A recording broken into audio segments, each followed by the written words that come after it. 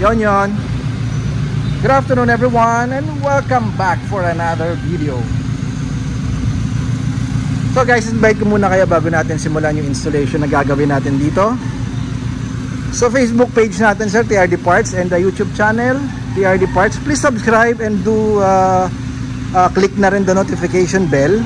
And kung kaya nyo ma-share sir, mas maganda. And comment down below sir kung meron kayong mga inquiry about sa product or about dun sa mga ini-install natin, pinopost natin sa social media like Facebook, YouTube channel natin. And sinama ko na rin yung ano natin sa upper right ng yung screen, yung ating cellphone number 0917-888-1133. Viber, WhatsApp, pwede yan sir ha. Lalo na yung dun sa mga abroad, UK, US, Dubai o Middle East, India. Marami tayong kliyente sa India. Pwede kayong mag-message through WhatsApp and Viber natin. Okay, so we have here 2023 Q variant 4x2. Konting walk around tayo. So stock pa naman, even the height, wala pa siyang binago, walang binago si sir sa height. Okay, so ang gagawin natin dito, okay, by the way, ito yung sinasabi kong ideally, kung gusto nyo, lalo na sa mga baguhan, gusto nyo magkaroon ng isang Fortuner, I highly recommend and suggest the 2.8 engine, which is the top of the line engine ng Fortuner.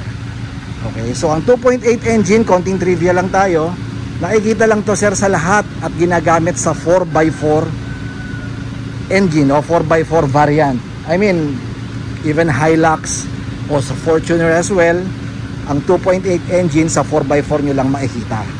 Pero not this time. Since lumabas ang 2021 model ng Fortuner, nagkaroon na ng 4x2 na 2.8 engine, which is itong nasa harap natin. Okay, Q variant.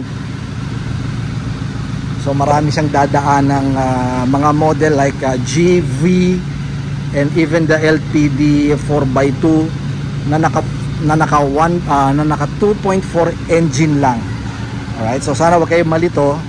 So syempre alam naman natin, once na ang engine na ginagamit, lahat naman ng dealer, after sila doon sa engine na ikakabit bago nila bigyan ng presyo. Okay, so ang engine na malakas, ang engine na mataas ang CC, mas maganda, mas mahal. Okay, pero not this time. May presyo ang 2.8 engine na to, pero kinabit siya sa 4x2. Alright, so sana malinaw sir ha. So kakabit natin dito, daytime running light, naka-on tayo ngayon. So pakita ko muna sa inyo yung standard orientation ng headlight at ng turning signal or yung DRL. Okay, so naka-on yan engine, naka-auto, kung hindi ako nagkakamali, naka-auto auto headlight sir. So pag naka-auto headlight, medyo naka-cover tayo dito, yung sensor niya rito sa auto headlight, nadidetect niya medyo madilim yung paligid, kaya naka-on. Engage ang headlight natin. Since naka-engage na ang headlight, naka-on, ibig sabihin ang tamang orientation from the factory, mamamatay ngayon ng DRL. Just take a look of this one.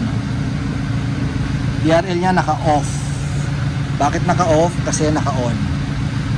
So tatanong natin, nasaan ang DRL mo ngayon? Nandito ngayon sa baba. Naka-engage ngayon yung second DRL niya, na which is ito rin yung nagsuserve as turning signal. So ang gagawin natin dito, parang i-overdrive ngayon natin yung DRL niya dito. Sa pamamagitan po nitong DRL module natin, plug and play, which is ma-on na to, na ma-i-on natin to all the time. So plug and play lang to ha. Balikan ko kayo sir ha, kapit natin. So ito na yung DRL na module. Yan. Dalawa yan, left and right. So sisingit kayo natin. First thing you to do, syempre, tatanggalin nyo lang to socket. Yan. Ito po yung socket ng source o yung power. Tapos yung pinagtusukan nito, which is ito naman, ito po yung likod ng headlight. Okay, so basically, isisingit natin to dun sa source, tapos ito naman dun sa headlight sa likod. Okay, pakita ko sa inyo. Ito na yung ating DRL.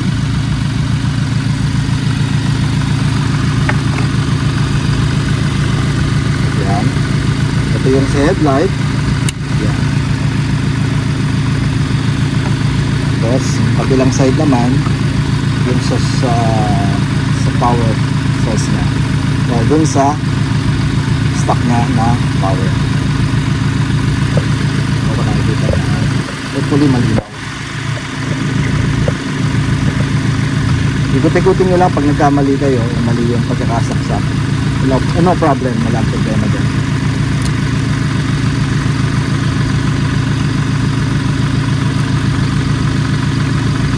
Yun. Imagine dyan ha, mag-isa lang yan ha, isang kamay lang yan.